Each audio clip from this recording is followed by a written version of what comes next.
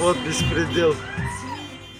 Бүкіл елдің жағасын ұстатқан бұл жағдай 27 қыркүйек күні орын алған еді. Қаладағы мейрамханалардың бірінде көңіл көтерген жастар спирттік ішімдіктен ұрттап алып жанжал шығарған. Сөйтіп мейрамхана қызметкерлерінің полиция шақыруына тура келген. Оқиға орнына шұғыл жеткен автоэкипаж тәртіп бұзғандарды алып кетуі тиіс болған.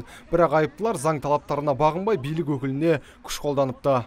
Ол жерде біздің қызметкерлер тарапынан заң бұзушылық орын алған жоқ.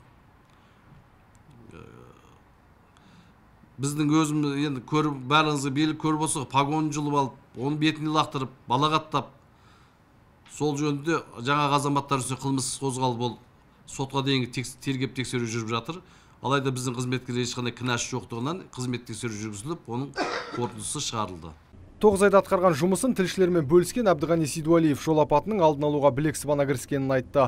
Қазір өңірде көлік қақтығысы жиі орын алатын 13 аймақ анықталған. Енді сол жерлерде бақылау күшейтіліп, жол патрульдік полициясы кезекшілік атқарады. Әсіресе Шымкент-Ташкент тас жолы басты назарда. Себебі өткен жылы мұнда бірнеше ірі жол көлік оқиғасы болып, ондаған жолаушы қаза тапқан еді. Барлығыңызға белгілі, қазіргі таңда мынау бізде күрделі отқан Жетісай мен Шымкент арасындағы жол тар, ескі, мына орысшалап айтқанда видимость дейді ғой, мына көрінбейді, обгонға шығады, қарама-қарсы бағыт. Соның кесірінен, соның алдын алуды біз әрқайсысын жасаймыз. Мына километражда қанша жол көлік оқиғасы орын алды, мына километраж қанша. Сол аралықта жұмыстар жүргіземіз.